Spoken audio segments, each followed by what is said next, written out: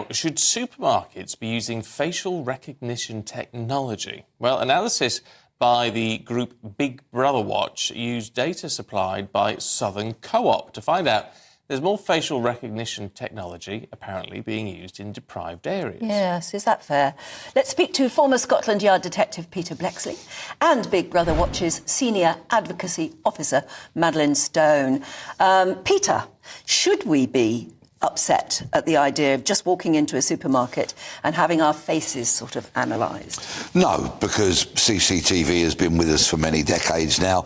We accept that as a part of everyday life. What I would say is that Parliament have been very slow to create a regulatory framework around facial recognition techniques. But no, this is technology which already is lowering crime rates. It's very useful. The Met Police did a facial recognition exercise down in Croydon only this week, and it led to a dozen people being arrested, 8 of whom were wanted on warrant for crimes of violence. So it's useful technology as long as it's deployed correctly. All right, Madeleine, so if we've done nothing wrong, we've nothing to fear, is the sort of message on that? Well, that's certainly not the case, because as we've seen with computer systems like Horizon, when these things go wrong, they can go really wrong. And facial recognition is notorious for problems with accuracy. Actually, just recently, in fact, about a week ago, a man in the US was arrested using facial recognition.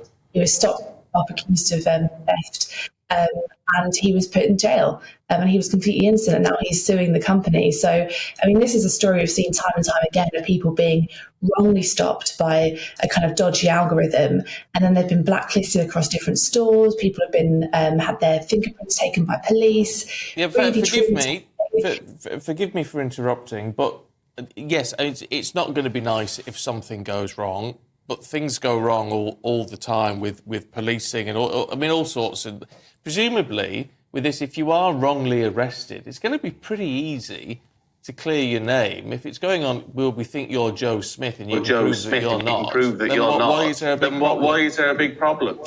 Well, that's not how we do policing. Okay. A very kind of proud history of innocent until proven guilty. And when we're relying on technology like this, it completely flips that over. It's like the computer says you're guilty until you can prove otherwise. And that's not how we've typically ever done criminal justice. So this is a real step change in policing, in the justice system. That could be very, very dangerous indeed. Peter? It's fanciful. It's ridiculous to suggest that technology finds people guilty. Courts do that, magistrates and judges. And if somebody was detained, courtesy of this technology, then fingerprints, DNA, all of those checks which are taken almost immediately, somebody arrives at a police station would very, very quickly discover if there had been some kind of mistake or mistaken identity, for example. Yeah, Madeleine, so, I mean, that's a safeguard in place, isn't it?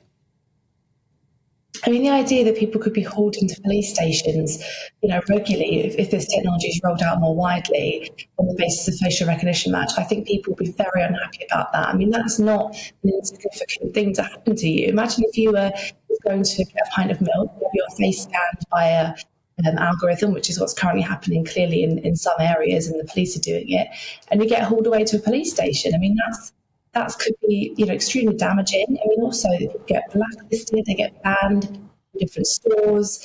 But, I don't think that we should accept that, we could just be taken to a police station on the basis of a camera. That's really See, this is concerning. There may well be lots of people watching and listening who would agree with you.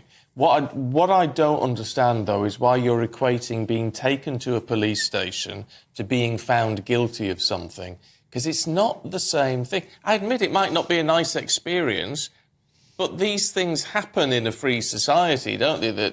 That you are taken in, you're questioned, and very often released without charge and acknowledgement that a mistake was made.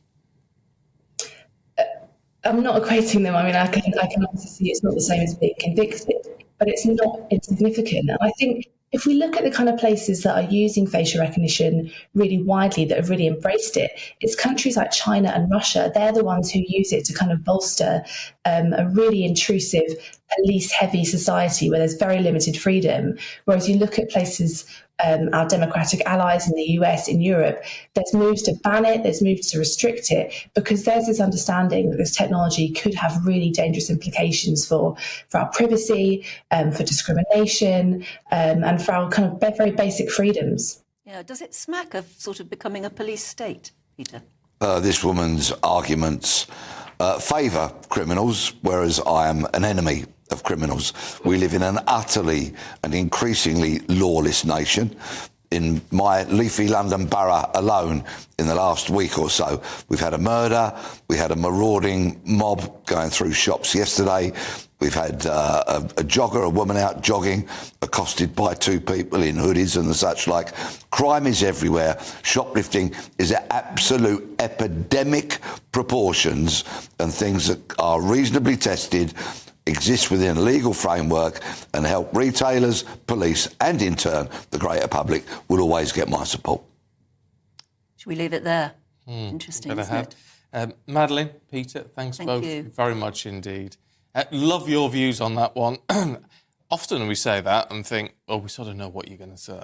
On this one, I just don't know. I don't know. My mind has totally changed, I think, as I've got older, and I don't know why that would be either. But I would have felt very much like Madeleine years ago when we used to debate whether or not we should have ID cards.